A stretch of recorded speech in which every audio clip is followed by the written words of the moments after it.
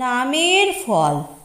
নামের ফল অন্ধবিশ্বাস নহে, নামের ফল জ্বলন্ত বিশ্বাস। নামের ফল প্রত্যক্ষ দর্শন, নামের ফল অভ্রান্ত সত্য। নামের ফল পূর্ণ জ্ঞান। জ্ঞান বর্জিত অপ্রত্যক্ষ আনুমানিক বিশ্বাসকে বিশ্বাস বলিয়া মনে করিও না, উহা অবিশ্বাসেরই নামান্তর। নাম তোমাকে এই অবিশ্বাসের দুশ্ছেদ্য জালপ্রসার হইতে উদ্ধার করিবে। ওম অখণ্ড সংহিতা শ্রী শ্রী স্বামী স্বরূপানন্দ পরমহংসদেবের উপদেশবাণী, দ্বিতীয় খণ্ড।